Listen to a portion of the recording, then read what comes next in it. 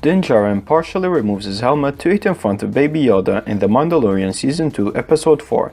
So why is he breaking such a key rule of his, and is it because of Bo-Katan Kryze?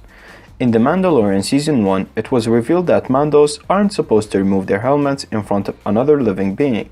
Given that this had happened before previously in Star Wars animated shows, it seemingly created something of a plot hole, but The Mandalorian Season 2 has offered a fix. In The Mandalorian Season 2, Episode 3, Din encounters 3 new Mandalorians, Bo-Katan, Cosco Reeves, and Axe Wolves. Although they rescued him, Mando was amazed to learn that they willingly removed their helmets, declaring that they weren't true Mandalorians.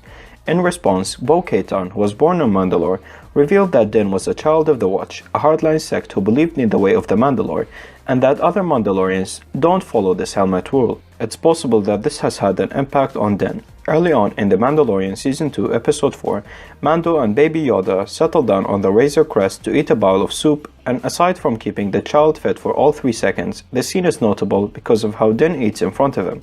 On 2 occasions, he lifts up his helmet to chow down on some chowder, revealing the lower part of his face to the audience and showing off his full appearance to Baby Yoda, who looks on in astonishment.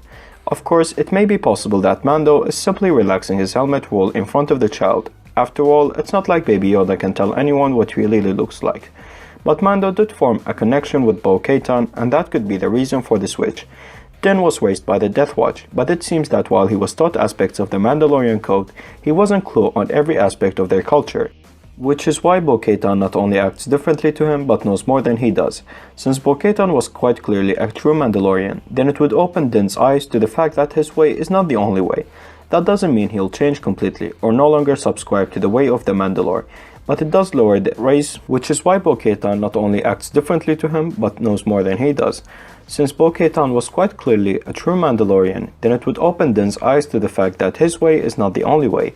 That doesn't mean he'll change completely or no longer subscribe to the way of the Mandalore, but it does raise the possibility of him being a little more relaxed with certain conventions in the future, beginning with the helmet rule. After all, Mando's got to eat and he can't just sit and starve until he gets complete privacy to do so every time. Ultimately, the Mandalorian removing his helmet in the 4th episode works well on a few levels.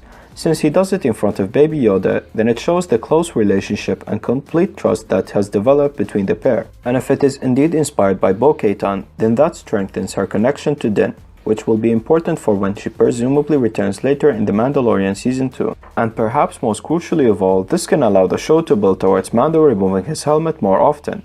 Pedro Pascal is a well-known talented actor who is currently hidden by the helmet, so finding a way for The Mandalorian to actually show off more of its star isn't a bad idea.